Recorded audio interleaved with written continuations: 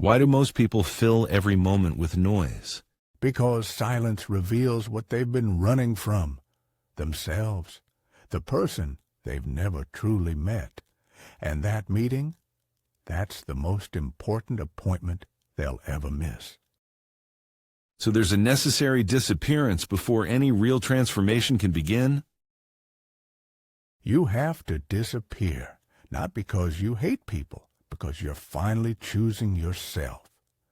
That silence everyone fears, it's not loneliness, it's growth, where you build in the dark what you'll never need to prove in the light. No noise, no validation, no performance. Just you and the truth of who you are when the masks come off. Yes, it's uncomfortable. The questions come, your mind races. But then something shifts. You start hearing yourself again, the voice beneath the noise, the person you buried under everyone else's expectations.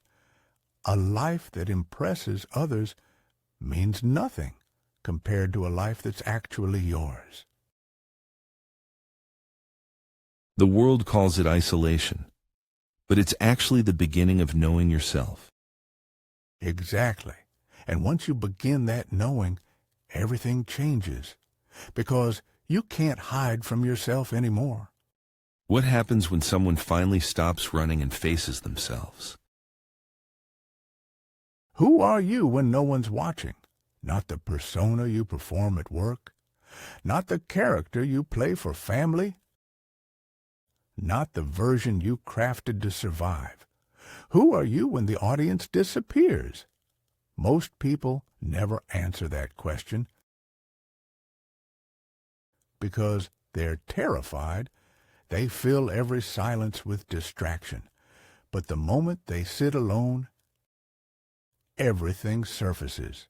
The truth they've been avoiding, the parts they've been hiding, the power they've been denying.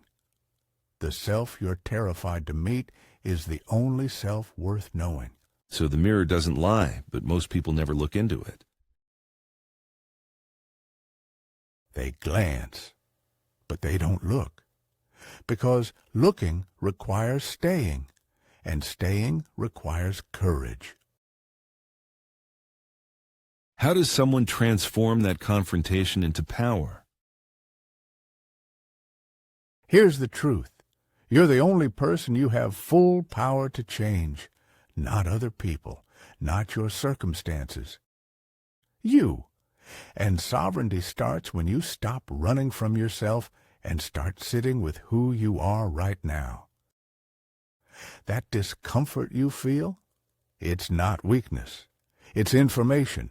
Every time you want to look away, that's a truth trying to reach you.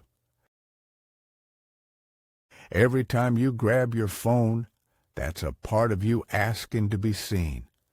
When you can finally sit with yourself, fully present, no distractions, you take back the only power that was ever really yours. Command over self. That's where all real power begins. And ends. Because if you can't govern yourself, you can't govern anything. Not your emotions, not your choices, not your life. And what emerges when someone finally makes that covenant with themselves? Peace. You find peace the moment you stop defending yourself to people who'll never understand you. Let them misunderstand. Their perception is their prison, not yours. When you know yourself in the silence, when you've sat alone and made peace with your truth, other people's confusion becomes background noise. You're not performing anymore, not proving, not convincing. You've already won the only approval that matters, your own. That's the shift from seeking external validation to embodying internal sovereignty. That's the frequency nothing can touch.